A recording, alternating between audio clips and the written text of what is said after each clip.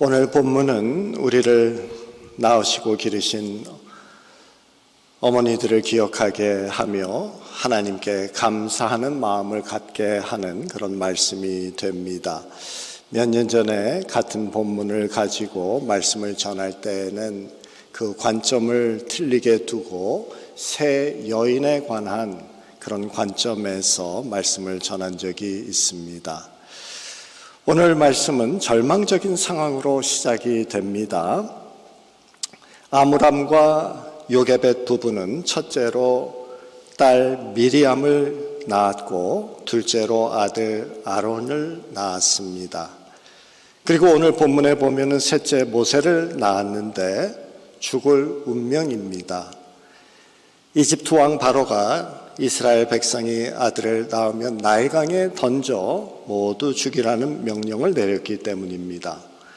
노예로 부리고 있는 이스라엘의 인구가 급증하면서 위협을 느꼈기 때문이죠. 말살 정책을 씁니다. 그런 명령이 있음에도 불구하고 이 가정은 모세를 몰래 키우기로 결정을 합니다. 성경은 이들의 결정이 믿음에 근거한 것이다 라고 확실히 말하고 있습니다. 히브리서 11장 23절입니다. 믿음으로 모세가 낳았을 때 그 부모가 아름다운 아이임을 보고 석 달 동안 숨겼으며 왕의 명령을 무서워하지 아니하였으며 라고 합니다. 하나님이 보호하시고 개입하시리라는 믿음입니다. 아마도 이 신랏 같은 희망을 가졌을 것이고 하나님이 이 상황을 바꾸셔서 바로의 왕의 법을 취소하게 하여 주시옵소서라고 기도했을지도 모릅니다. 키우지 못할 상황에서 태어난 모세, 더 정확히 말하면 죽을 운명에서 태어난 모세였습니다. 그럼에도 불구하고 믿음으로 주님을 의지하며 그 생명을 하나님께 책임져 달라고 간청하는 이 두 부부였습니다. 우리가 오늘 이 말씀에서 기억해야 될 것은 미련해 보일 정도로 우직한 이 믿음, 상황에 맞지 아니하는 이 믿음을 가진 부모의 자식을 하나님께서 책임져 주셨다라는 이 사실 기억해야 합니다. 많은 이민 가정에서 흔한 기도 제목들이 있죠. 자녀들이 성인이 되면서 교회와 멀어지고 하나님에 대한 믿음도 희미해지는 것입니다. 그분들이 말합니다. 제 자녀에 대한 걱정은 다른 것은 없습니다. 다 잘 살고 있는데 신앙생활 제대로 하지 못하는 게 참 마음 아픕니다. 그렇다고 자식들 나이 들었는데 이래라 저래라 할 수도 없고 그냥 답답하고 안타까기만 합니다. 그럴 때 부모된 우리들이 자식을 위해서 할 수 있는 것은 이 모세의 아므람과 요게벳과 같이 우직하게 우리의 믿음을 지키고 주어진 삶을 잘 살아내는 것, 주님 앞에 간절히 매달리며 믿음으로 그들을 맡기는 것. 하나님은 부모의 기도와 눈물을 기억하시고 때가 되어지면은 반드시 주님의 뜻을 이루어 주실 것을 믿습니다.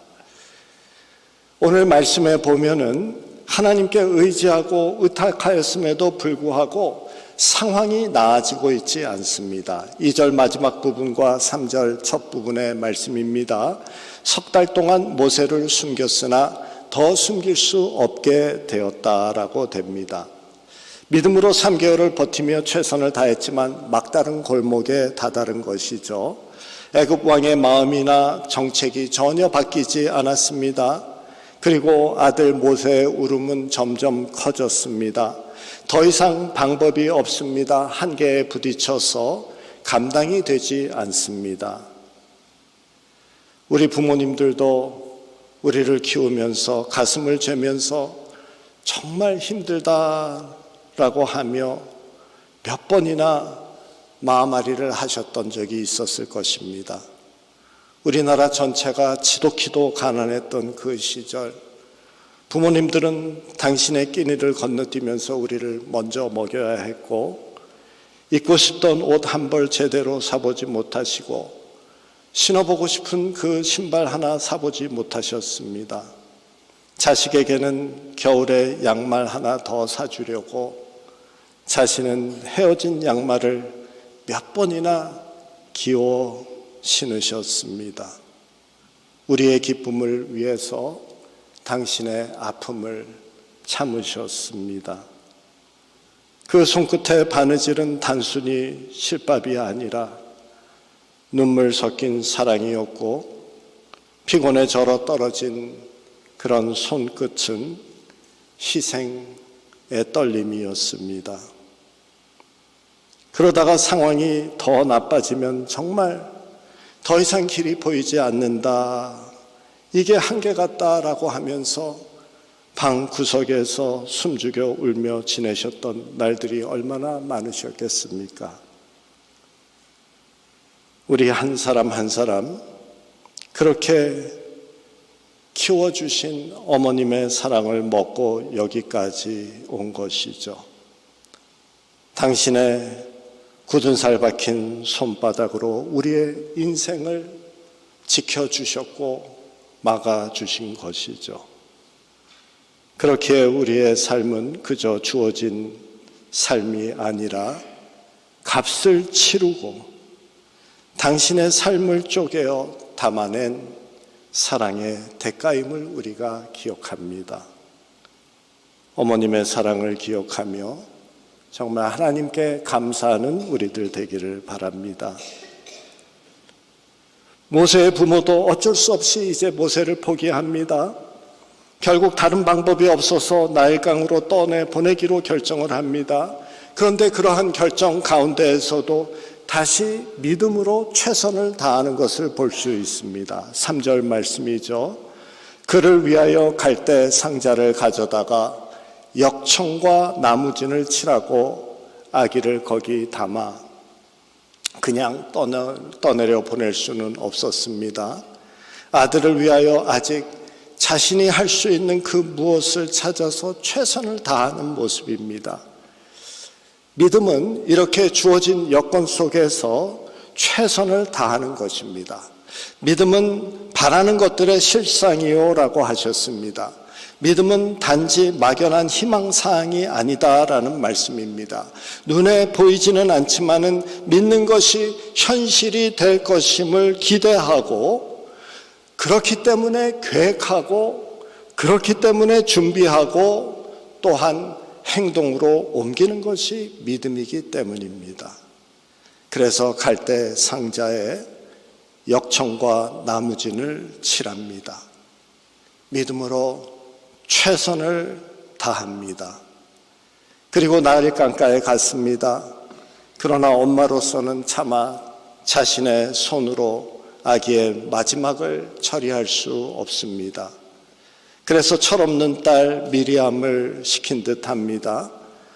4절 말씀에 보면은 그의 누이가 어떻게 되는지를 알려고 멀리 섰더니 모세보다 한 10살 정도 많으리라 짐작되는 어린 누이 미리암이 지켜봅니다.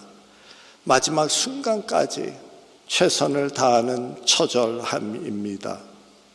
여기까지가 어머니로서 할 수 있는 최선이었습니다. 모세의 부모가 이렇게 믿음으로 최선을 다했지만 나일강에 떠 있는 100일이 채 되지 않은, 말하자면은 피덩이 같은 그 모세, 어떻게 살 수 있을 거라고 기대하나요? 나일강은 우기에 수평선이 보이지 않을 정도로 거대한 바다와 같은 강이었습니다. 물결이 높아지면 쉽게 뒤집혀질 갈대 상자였고, 침몰되지 않는다 할지라도 얼마 후면은 굶어 죽을 수뿐이 없습니다. 에스겔서 29장의 기록에 의하면은 나일강에는 악어도 많았다라고 되어져 있습니다. 그렇다면 이들은 아들을 나일강에 띄우고 할 수 있는 게 무엇이 있습니까? 당연히 기도 이외에는 할 수 있는 것이 없는 상황이었습니다. 하나님, 제가 여기까지입니다. 이제 하나님의 손에 맡깁니다.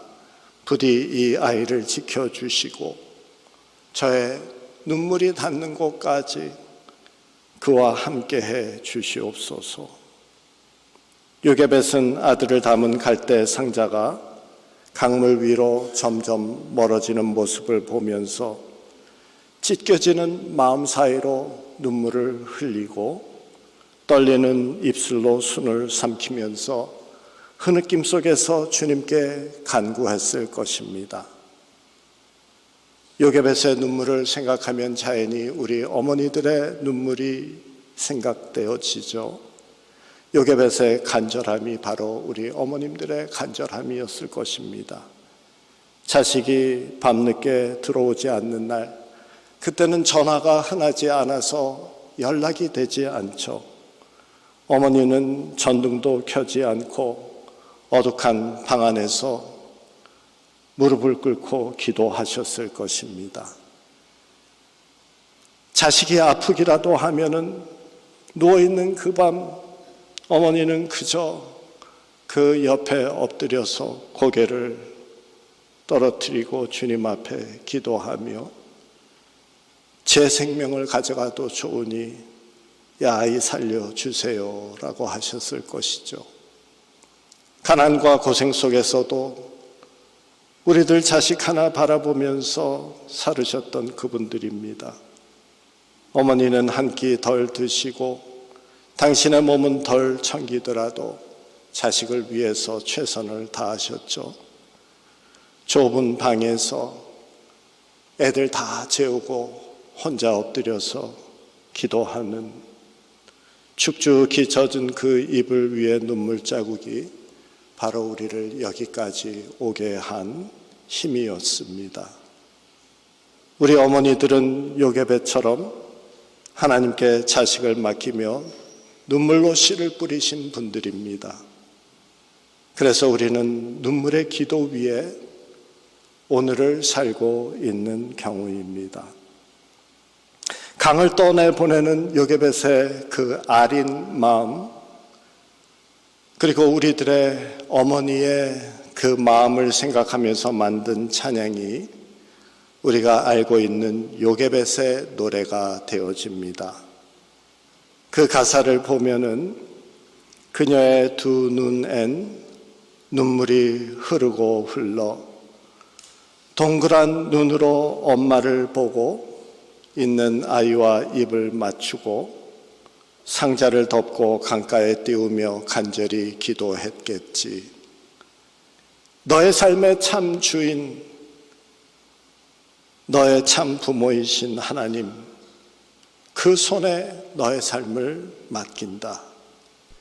너의 삶의 참 주인, 너를 이끄시는 주 하나님, 그의 손에 너의 삶을 드린다. 초등학교 교사였던 연평안 씨가 만든 곡입니다. 아내가 쌍둥이 자매를 임신했는데 조산을 합니다. 그런데 태어날 때 한 아이는 뇌출혈로 있었고 또 다른 한 아이는 무호흡증으로 인해서 중환자실에서 47일이나 지내게 됩니다.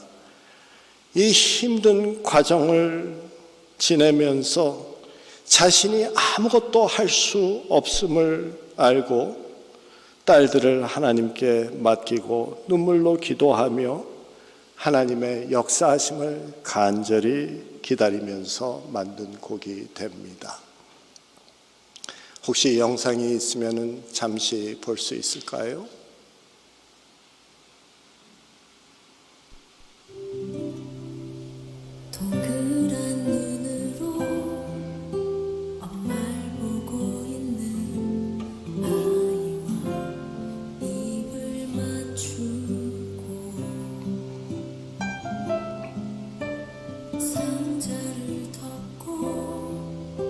가까이 띄우며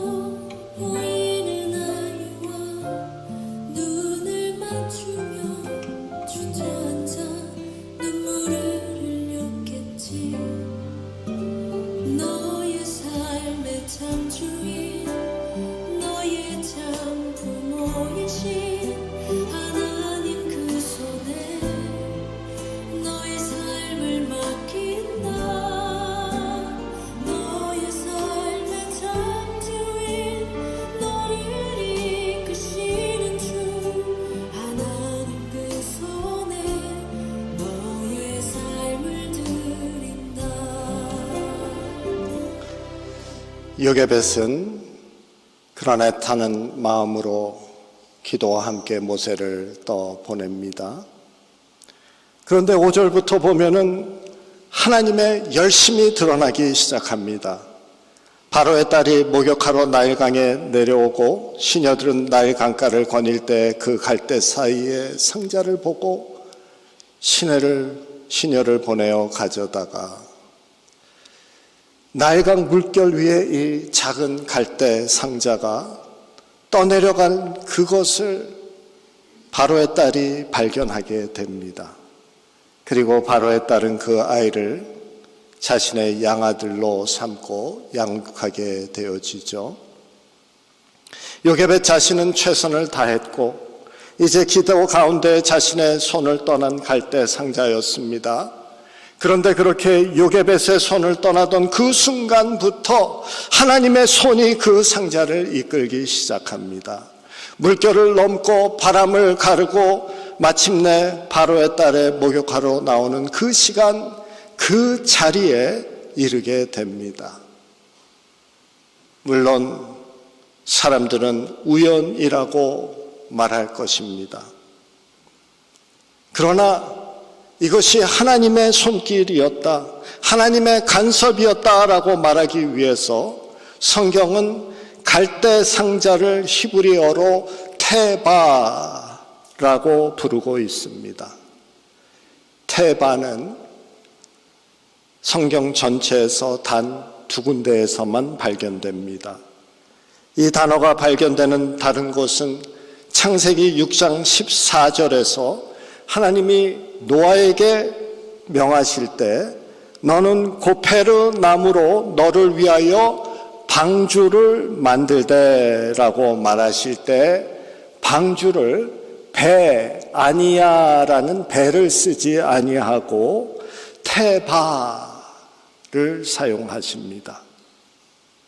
테바는 배가 아니라 상자, 테바는 배가 아니라 그냥 상자이기 때문에 방향을 조종하는 키가 없습니다. 갈대 상자도 그렇고 방주도 그렇고 사람이 아니라 하나님이 조종하신다라는 의미가 담겨져 있는 것이죠. 그래서 노아의 방주도 홍수 속에도 뒤집히지 아니하고 하나님의 친히 조종하시어서 하나님이 계획하신 그 선한 곳에 도착합니다. 모세의 갈대 상자도 마찬가지입니다. 하나님의 손, 사람의 눈이 보이지 아니하는 이 하나님의 손, 이 하나님의 열심이 물결을 다스리고 바람을 다스리고 그리고 공주의 마음을 움직입니다.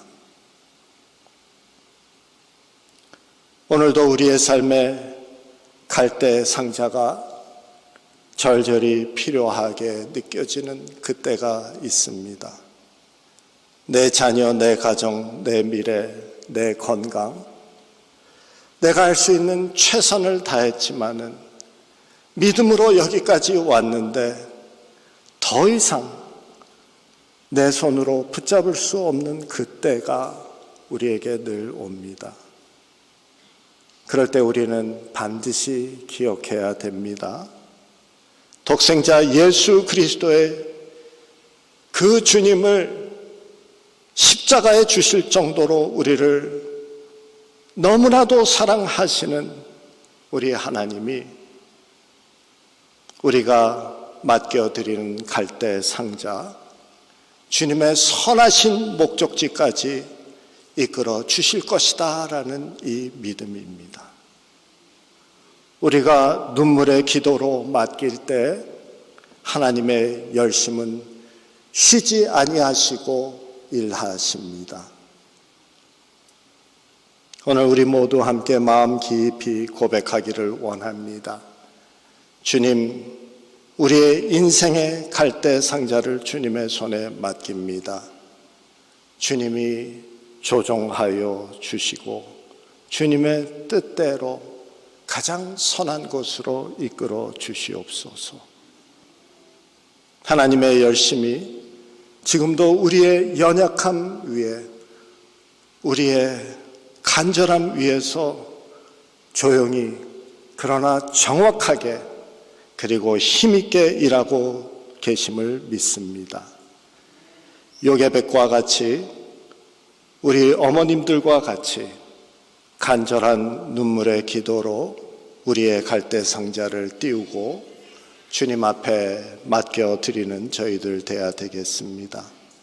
하나님의 열심을 신뢰하고 내 자녀들, 내 삶, 나에게 주어진 이 상황, 또한 우리의 가정, 우리의 건강, 갈대 상자에 담아 주님 앞에 내어드리며 믿음으로 주어진 삶을 잘 가꾸어 나아가는 저희들 되기를 주님의 이름으로 축원합니다.